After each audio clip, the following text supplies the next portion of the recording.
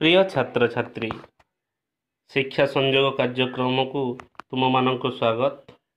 आज आम पंचम श्रेणी परिवेश विज्ञान बहिर खाद्य उत्पादन और अन्यान्य क्षेत्र में कार्यरत कर्मजीवी मानक विषय आलोचना करवा। तो आज आम विशेषकर गमनागमन परिवहन एवं जोगाजोग यही क्षेत्र में कार्य करुवा कर्मजीवी मानक विषय पढ़िवा आलोचना करवा। तो पिला माने आमे आम काम गोटे स्थान अन्य स्थान को जाऊँ, से आमे विभिन्न प्रकार जानवाहन व्यवहार करूँ एवं सही जानवाहन गुड़िक रास्ता रे चले। तो आमे शगड़, साइकिल, मोटर गाड़ी, रिक्शा,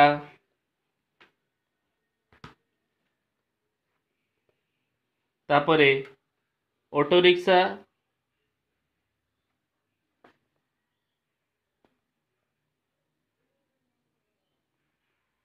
मोटरसाइकिल, गाड़ी,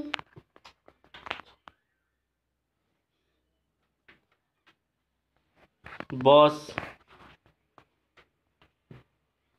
एवं ट्रेन इत्यादि रे यातायात करूँ।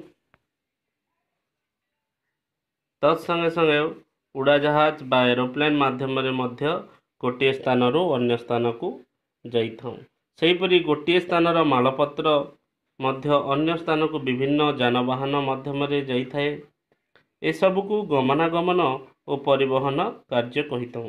एही सबु कार्य विभिन्न लोक विभिन्न प्रकार काम करिथांती। गमनागमन निमंते रास्ता एकांत आवश्यक। रास्ता तैयारी काम रे बहु श्रमिक, ठिकादार, जंत्री आदि कार्य करती। रास्ता तैयारी करिवा पई एमानंक साहाय्य बिना रास्ता निर्माण कार्य होई परिबो नाही। एही चित्र रे देखो जंत्री एवं ठिकादार रास्ता कामर निरीक्षण करुछंती। एही चित्र रे रास्ता कार्य चलीछि। एठी मध्य जंत्री एवं ठिकादार रास्ता कार्यर निरीक्षण करुछंती। एठी चित्र रे मध्य रास्ता कार्य चलीछि।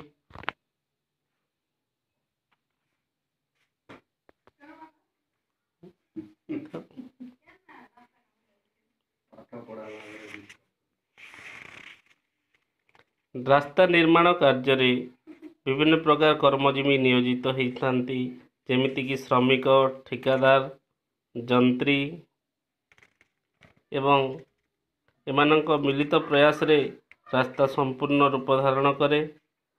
रास्ता तैयारी काम रे विभिन्न प्रकार सामग्री आवश्यक होता है, जेमितिक गोड़ी,